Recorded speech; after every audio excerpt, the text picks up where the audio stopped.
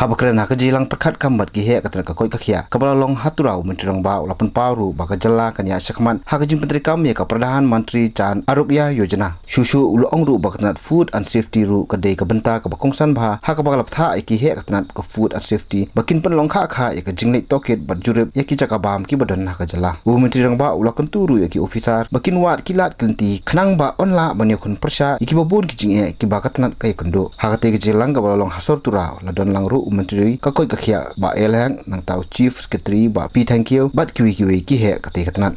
Health, as you know, is a priority for us and for any government it should be. Our government has decided to spend almost close to 120 crores on the insurance program and 80 crores on free medicine from the state budget itself. That's 200 crores. I think when money like this is being spent, it is a responsibility of all the officials of the department and the minister and the government to ensure that the money is being spent properly. And it is with this objective that I have been going down to the grassroots level to find out how we can ensure that the medicine supply, the free medicine which we give, the medicine reaches the people on time in a proper manner and a smooth manner. We want to ensure that the MHIS scheme also is implemented in proper manner and more people register at a faster rate. We want to ensure that the MMR, the IMR that is so high today, we want to reduce this the level that is there because we are much higher than the national level. So therefore, with all these objectives in mind, health has been given a lot of priority. We are looking at a bottom 20 approach, bottom 30 approach, where we want to take the worst performing CHCs, PHCs and sub-centers in the districts and we want to give special attention to them. We want to ensure that wherever possible, with least financial intervention, how we can maximize the output of each of these institutions that are there at the grassroots level. So I think all these aspects are coming into discussion. Health sector, we could not give enough time. We sat there for almost 2 hours, but yet, we were not satisfied. I wasn't satisfied. So it just reflects on how many issues there are there in health. And I think this is there in every region, in every district. So I'm hoping that with programs like these, we'll be able to bring these issues out and really take, effective measures. I'll just give you an example.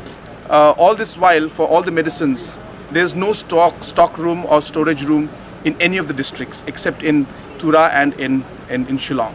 So you had the district DHMOs having to bring medicine in quantities where it was not enough to supply to other parts. So a simple decision was taken that all the 11 districts will have storage space.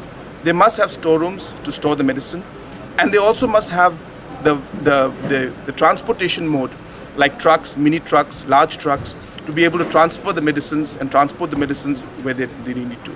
So when we're spending 80 crores on medicine, why can't we spend another 3, 4, 5 crores in treating the infrastructure to store them and to ensure that they're transported in the right manner?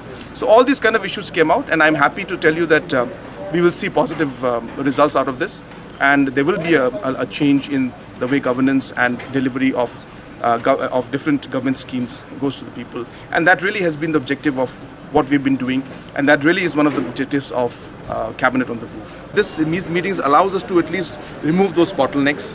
At the same time, more importantly, it allows the minister concerned, the chief secretary, principal secretary, senior officials to really understand the grassroots problem and the difficulties the public is facing. And it gives them a more realistic idea about how to create better policies. I'm always of the belief, and I've always said this, that we cannot do governance just by sitting in Shillong. Shillong, we can do our file work, paperwork, but in order to ensure that good governance goes in, we must get our hands dirty, as I always say. We must go down to the field. We must see what the people are feeling. We must understand and hear from the people what really the problem is. And then I'm sure we can come up with better policies that will ensure that better governance takes place and more development can reach the people.